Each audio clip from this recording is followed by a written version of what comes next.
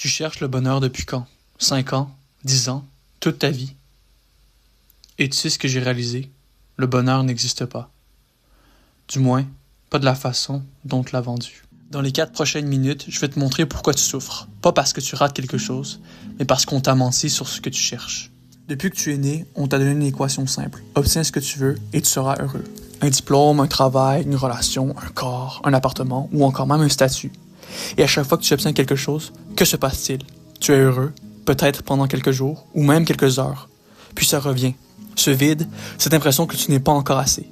Les neuroscientifiques appelaient ce phénomène le tapis roulant hédonique. Ton cerveau s'adapte à chaque nouveau plaisir et revient toujours au même point de départ. Tu ne rates plus le bonheur. Ton cerveau est littéralement câblé pour ne jamais l'atteindre de cette façon. Il y a 2500 ans, Épicure a posé une question que personne ne pose. Et si le problème n'était pas ce que tu n'as pas encore, et si le problème c'était ce que tu penses vouloir? Épicure ne prêchait pas l'abstinence, il prêchait quelque chose de plus radical.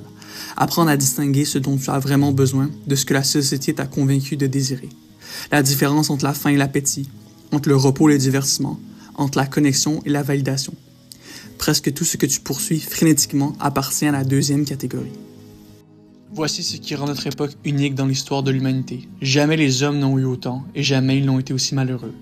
Les études sur le bonheur sont unanimes depuis 30 ans. Au-delà d'un certain seuil de confort matériel, plus de richesse n'apporte pas plus de bonheur.